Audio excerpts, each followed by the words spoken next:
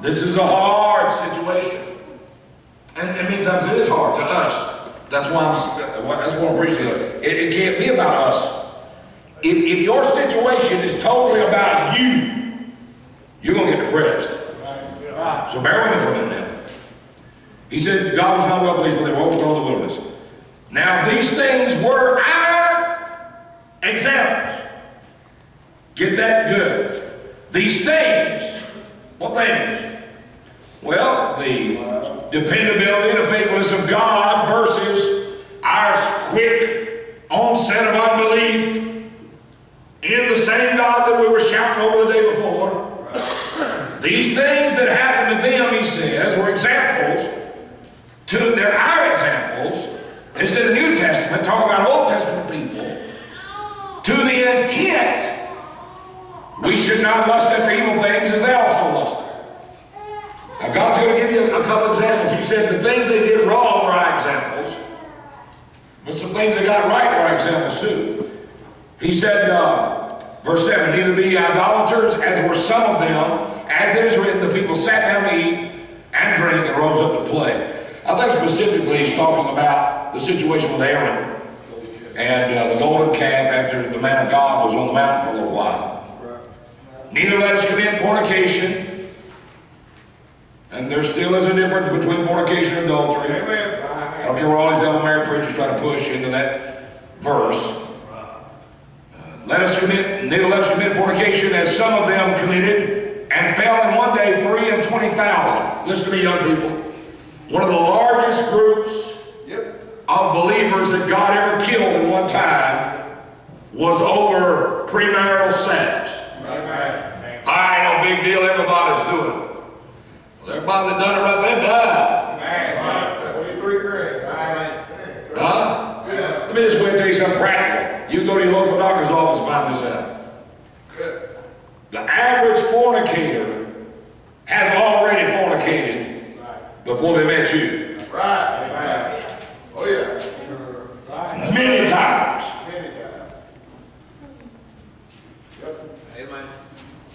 And you're actually laying with everybody they lay with. That's right.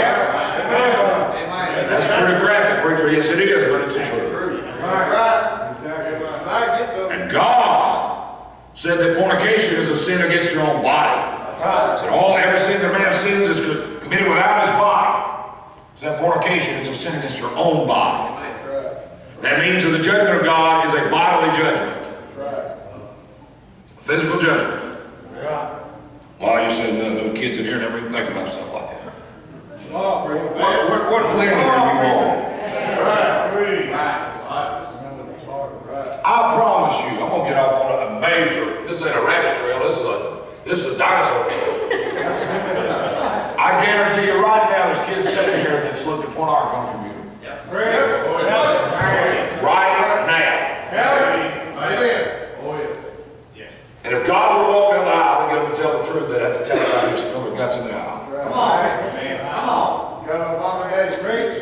I guarantee you right now, there's probably some boy in here that's got a picture folded up somewhere hid. Yes, right. They tore out a magazine or somebody gave it. If you look at it long enough, you must touch it.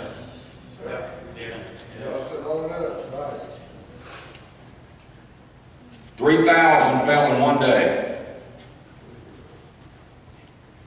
320,000. Over fornication. Neither let us tempt Christ, as some of them also tempted and were destroyed of serpents.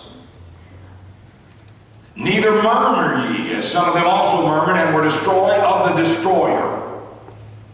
Now all these things happen unto them for examples, and they are written for our admonition, upon whom the ends of the world are come. Hey, are we in that crowd? The ends of the world have come upon? We're not back with we're in the crowd that the end time is upon. Right. But God is saying, even at the end of time, I want you to monitor examples of other Christians. I believe other Christians are monitoring our examples. Didn't the Bible say, Paul talking to Timothy, but be thou an example of the believers? In word and conversation, spirit and faith and charity and purity, to be an example of the believers. Read on. We'll go down to 15. All these things, verse 11, happen to them for examples, and they are written for our admonition upon whom the ends of the world come. Wherefore let him that thinketh he standeth take heed lest he fall. There hath no temptation taken you, but such as is common to man. But God is faithful, will not suffer you to be tempted above that you are able, but will with the temptation also make a way to escape, that you may be able to bear it. I spoke with a man about this morning. Wherefore, my dearly beloved, flee from idolatry. I speak as to wise men, judge of what I say. I had a brother come to me this morning after the service and gave me some good news, and here's what he said. He said, Brother Ball, you said that when you were lost and wicked, that if anybody had believed that you would ever turn out to be a preacher, or anybody who said that, it'd blow you away. Right. But he said, you can reverse that. And he said, there are some Christians that could say when they were living for God, if anybody ever told me I'd have got out of church and got to sin, it'd blow me away. But they do. Right. I said, that's a good point. Right. Amen? Yeah. I want to preach tonight on letting God turn your mess into a message. Turn your mess into a message. God is expert at taking what we would call a mess, a dilemma, a problem, and taking that very mess and making a message out of it to help somebody else. How many of y'all would lift your hand tonight and say, I am facing a potential mess? Brother Petty will come to office tonight, and I already had this thought in my heart, and when he said that, God said, preach it to Brother Chris and nobody else will listen. Let me see the hands again. I'm facing a potential mess. Mess is a loose term, but I mean a dilemma, a problem, a situation that you are facing right now or about to face that looks like it's a dead end. That there's no way out. That you have sat down with pen and paper. You have tried to calculate, you've tried to figure it out. And from your standpoint, there are very few options, if any. Right. And for some of you, there is no option. I got good news for you tonight. Yes, sir. First of all, I want to know something. Are you saved? Right. If you're not saved, this particular message won't apply to you to the end, but stick around for you. If you are saved, I want you to know three things and jot them down. And I wrote these down while I was sitting up here. In your mess, I want you to remember three great facts. Number one, there are no accidents, mistakes, or coincidences in God's dealing with his children. Right. There are no slip-ups with God in his dealings with his children. Right. There is no oops with God in anything that's going on in a covenant child of God's life. I don't care what it is. Amen.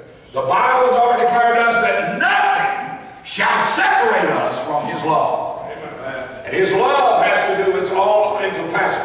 God's love is not just an abstract emotion like we have. Right. We love